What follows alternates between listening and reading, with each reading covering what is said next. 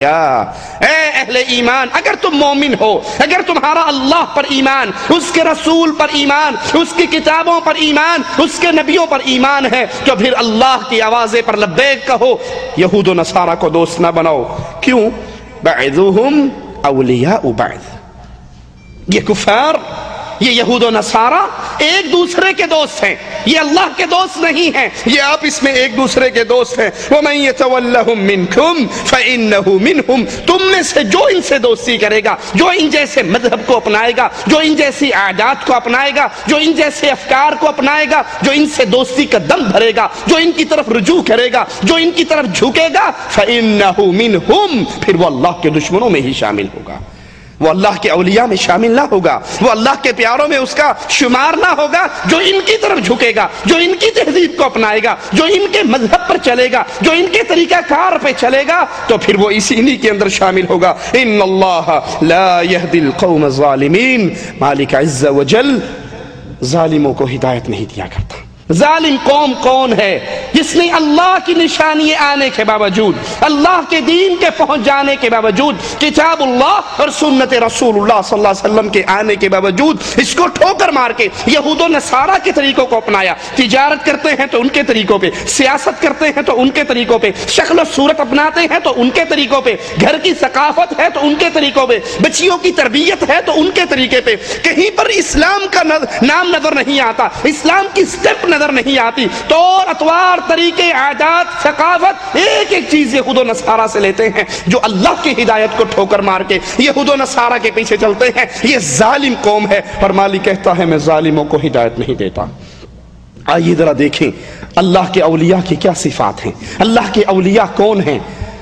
دعوے دار تو بہت ہیں، اور اللہ کے اولیاء کا نام انڈیا پاکستان والوں کے جوں ہی کانوں سے ٹکراتا ہے، ایک خاص قسم کے لوگ ہمارے ذہنوں میں فوراً بیٹھ جاتے ہیں، خاص قسم کی ایک قوم۔ یاد رکھیے، کسی شخص کے بارے میں آپ گارنٹی دے کر نہیں کہہ سکتے کہ یہ بندہ اللہ کا ولی ہے۔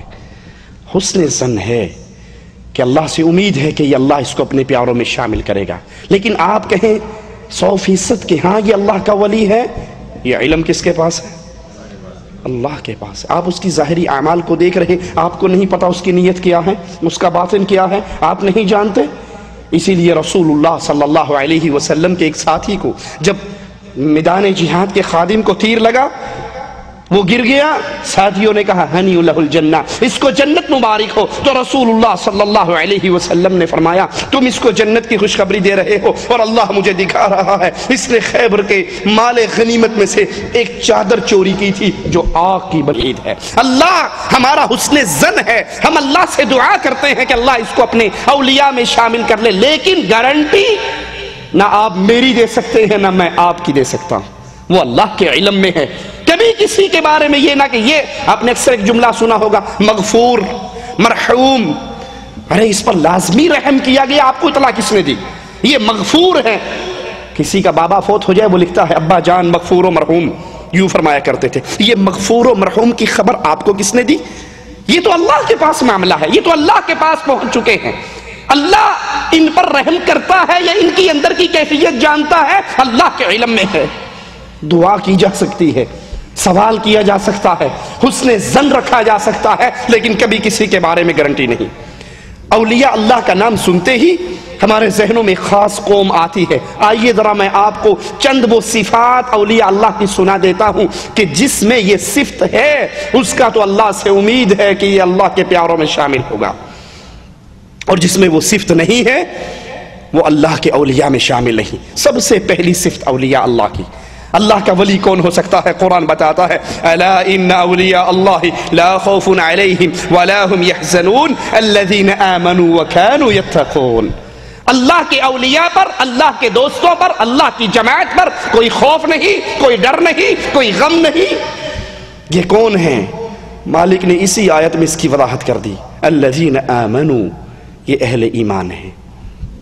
جو بندہ اللہ کی توحید کو نہیں مانتا، یاد کر لیجئے موٹا سا اصول، یہ دیکھنے کے لیے کہ یہ اللہ کا ولی ہے یا اس راہ کا راہی ہے یا نہیں، جو بندہ اللہ کی توحید کو نہیں مانتا، جو اللہ کی توحید میں کسی اور کی شراکت کو شامل کرتا ہے، شرک کا جریمہ ادا کرتا ہے، یہ قطعاً اللہ کا ولی نہیں ہو سکتا۔ اللہ کا ولی یہ ہے جس کو قرآن کہتا ہے الذین آمنوا، جو ایمان لے کر آئے اللہ کی ذات پر۔ اللہ کی ذات پر ایمان کیا ہے؟ مالک تنہا ہے، یکتا ہے، وحدہ لا شریک ہے، وہ اکیلا ہے، اپنی صفات میں، اپنی عبادت میں اس کا کوئی شریک نہیں،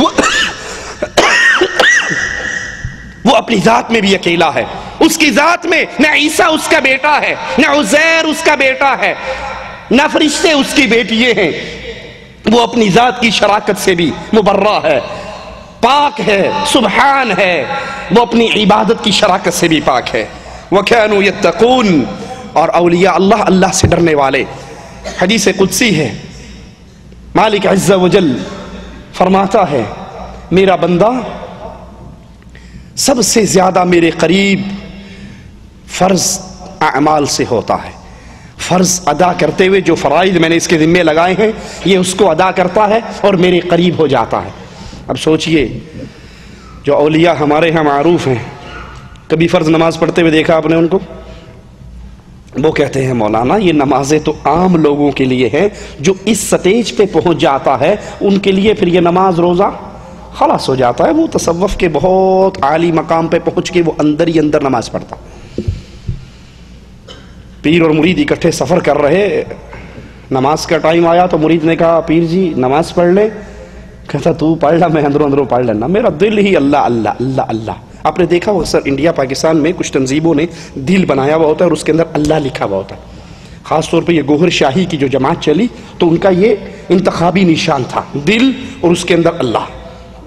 کیا مراد اس سے کہ اب ہمارے طریقوں پہ چلتے ہوئے جب آپ ذکر اور اذکار کرو گے آپ کا دل اللہ اللہ کرے گا، سانس کے ساتھ ضربے لگاتے ہوئے دل پہ ضربے لگاتے ہیں اور پھر دل جاری ہوتا ہے، دل سے اللہ اللہ کی صدائیں نکلتی۔ کہا جب اس سٹیج پہ پہنچ گئے نا خلاص اب نہ نماز کی ضرورت ہے، نہ روزے کی ضرورت ہے، نہ حج کی ضرورت ہے، نہ زکوٰۃ، کسی چیز کی ضرورت نہیں، کیونکہ آپ کا دل جاری ہو گیا۔ اور اللہ عز و جل کیا فرما رہا ہے؟ مالک کا فرمان کیا ہے؟ بندہ سب سے زیادہ اللہ کے جو قریب ہوتا ہے وہ کس چیز سے قریب ہوتا ہے؟ فرائض کے ذریعے۔ اللہ کا بندہ اللہ کا ولی بنتا ہے، اللہ کے قریب ہوتا ہے، اللہ کا پیارا بنتا ہے سب سے زیادہ فرائض سے، اور پھر فرائض کے ادا کرنے کے بعد میرا بندہ نفل عبادات کے ذریعے میرا اتنے نزدیک ہو جاتا ہے کہ پھر میں اس سے محبت کرنے لگتا ہوں۔ فرض کی ادائیگی کے بعد نفلوں کی ادائیگی شروع ہوتی ہے۔ رسول کریم صلی اللہ علیہ وسلم حضرت حفصہ سے ناراض ہوتے ہیں، آسمان سے جبرائیل اترتا ہے اور کہتا ہے نبی اس سے رجوع کیجئے، کیوں؟ انہا قوامۃ صوامہ، یہ رات کو قیام کرنے والی، دن کو روزے رکھنے والی، اللہ کو اس کی یہ ادا بڑی پسند آئی ہے اور یہ جنت میں بھی آپ کی بیوی ہے۔ یہ نفل طریقے ہیں، یہ نفل اعمال ہے، نفلی اعمال سے انسان اللہ کے قریب ہوتا ہے۔ مالک کہتا ہے اتنا قریب ہو جاتا ہے پھر میں اس سے محبت کرنے لگتا ہوں اور میں اس کا کان بن جاتا ہوں جس سے یہ سنتا ہے، میں اس کی آنکھ بن جاتا ہوں جس سے یہ دیکھتا ہے، میں اس کا ہاتھ بن جاتا ہوں جس سے یہ پکڑتا ہے، میں اس کا پاؤں بن جاتا ہوں جس سے یہ چلتا ہے۔ اللہ کہہ رہا ہے میں اس کا کان بن جاتا ہوں، اس کی آنکھ بن جاتا ہوں، اس کا ہاتھ بن جاتا ہوں، اس کا پاؤں بن جاتا ہوں جس سے یہ دیکھتا ہے، اور پھر جب یہ مجھ سے کوئی چیز مانگتا ہے تو میں اس کو ضرور عطا کرتا ہوں۔ یہ مجھ سے سوال کرتا ہے میں اس کے سوال کو پورا کرتا ہوں۔ یہ دشمن سے پناہ مانگتا ہے تو میں اس کو پناہ دے دیتا ہوں۔ یہ دشمن سے پناہ مانگتا ہے میں اس کو پناہ دیتا ہوں۔ یہ مجھ سے کچھ سوال کرتا ہے، مدد مانگتا ہے تو میں اس کی وہ مدد کرتا ہوں، اس کو وہ عطا کرتا ہوں۔ اور مالک کا فیصلہ سنیے، مالک عز و جل فرماتا ہے مجھے کسی کام میں اتنا تردد نہیں ہوتا جتنا اپنے اس مومن بندے کی روح قبض کرنے میں، اس کی روح قبض کرنے میں جتنا مجھے تردد ہوتا ہے اتنا کسی اور کام میں نہیں، کیونکہ اس سے جسمانی تکلیف کی وجہ سے موت ناپسند ہے اور مجھے بھی اپنے ولی کو تکلیف دینا پسند نہیں، مگر حقیقت یہ ہے کہ اسے موت سے چھٹکارا نہیں۔ صحیح بخاری کی یہ حدیث ہے، ذرا یہ اس حدیث پہ غور کریں۔ مالک فرما رہا ہے میں اپنے بندے کی آنکھ بن جاتا ہوں، کان بن جاتا ہوں، ہاتھ بن جاتا ہوں، پاؤں بن جاتا ہوں۔ اب ہمارے ہاں کے اولیاء جو مشہور اور معروف اولیاء ہیں وہ کیا کہتے ہیں کہ دیکھیے جناب، جب یہ اللہ کا ولی، اللہ اس کی آنکھ، اس کا کان، اس کا ہاتھ اور اس کا پاؤں بن گیا تو پھر یہ اللہ ہوا یا نہ ہوا؟ یہ تو اللہ بن گیا۔ اب فنا فی اللہ کی سب سے بڑی دلیل یہی حدیث ہے کہ بندہ سٹیپ بائی سٹیپ، پہلے فنا فی شیخ ہوا، شیخ میں فنا ہوا، پھر رسول میں فنا ہوا، پھر اللہ میں فنا ہوا۔ سوچئے، اسی حدیث کے الفاظ پہ غور کیجئے تو فنا فی اللہ کا یہ کفریہ عقیدہ پاش پاش ہو جاتا ہے۔ کیسے؟ ایک لمحے کے لیے مان لی ہم نے ہمارے ہاں کے معروف اولیاء میں کہ جناب بندہ اللہ بن گیا، اس کا ہاتھ، اس کا پاؤں، اس کی آنکھ، اس کا کان، اللہ اس میں حلول کر گیا، وہ خود اللہ بن گیا۔ لیکن حدیث کہہ رہی ہے، مالک کہتا ہے جب یہ مجھ سے مدد مانگتا ہے تو میں اس کو مدد دیتا ہوں، یہ دشمنوں میں گھر جاتا ہے، اللہ کی پناہ کا سوال کرتا ہے تو اللہ اس کو بچاتا ہے، پناہ دیتا ہے۔ اگر یہ خود اللہ بن گیا تو اس کو مدد مانگنے کی ضرورت کیا ہے؟ اگر یہ خود اللہ بن گیا تو اس کو پناہ مانگنے کی ضرورت کیا ہے؟ تو خود اللہ ہے۔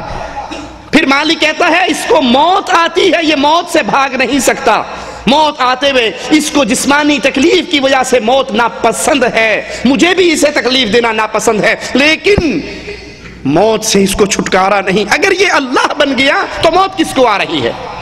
یہ عقیدہ کفر کا عقیدہ ہے کہ انسان میں اللہ حلول کر جاتا ہے، اللہ بندے میں آ جاتا ہے، بندہ اللہ میں پہنچ جاتا ہے، فنا فی اللہ ہو جاتا ہے یا حلول ہو جاتا ہے۔ یہ دونوں عقیدے کفر کے عقیدے ہیں، جن کی سب سے بڑی دلیل وہ حدیث کے اسی بخاری کی اسی حدیث کو لے کر توڑ موڑ کر اپنا موقع پیش کرتے ہیں، اور یہ حدیث پوری پڑھ لی جائے تو ان کے عقیدے کو پاش پاش کرتی ہے کہ اللہ فرماتا ہے میرا بندہ مجھ سے مدد مانگتا ہے، میں بندے کی مدد کرتا ہوں، وہ مجھ سے پناہ مانگتا ہے، میں اس کو پناہ دیتا ہوں، اس کو موت سے فرار نہیں ہے، میں اس کی موت تو میں نے قبض، اس کی روح تو قبض کرنی ہی ہے، اسے موت تو دینی ہی ہے۔ اگر یہ اللہ ہو جاتا ہے تو اللہ کو موت نہیں، یہ موت کس کو آ رہی ہے؟ اولیاء اللہ، اللہ کی توحید کو ماننے والے اور اس کے رنگ میں ڈوبے ہوئے، اب سوچئے جو اللہ کے ساتھ شریک کرے، اس کی ذات میں حلول کے عقیدے رکھے، وہ کیسے اللہ کے اولیاء ہو سکتے ہیں؟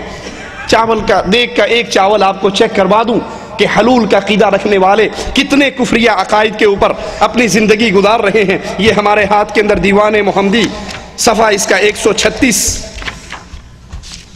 رائٹر ہیں اس کے سلطان الکاملین حجت العارفین عبد النبی المختار حضرت خواجہ محمد یار فریدی کہتے ہیں سورۃ رحمان ہے تصویر میرے پیر کی، لا حول ولا قوة الا باللہ، انا للہ و انا الیہ راجعون۔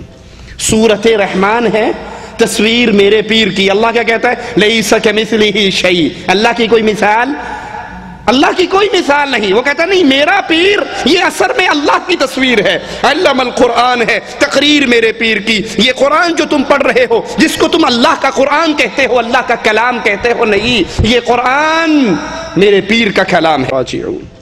سورۃ رحمان ہے تصویر میرے پیر کی۔ اللہ کیا کہتا ہے؟ لیس کمثلہ شیء، اللہ کی کوئی مثال، اللہ کی کوئی مثال نہیں۔ وہ کہتا نہیں میرا پیر یہ اثر میں اللہ کی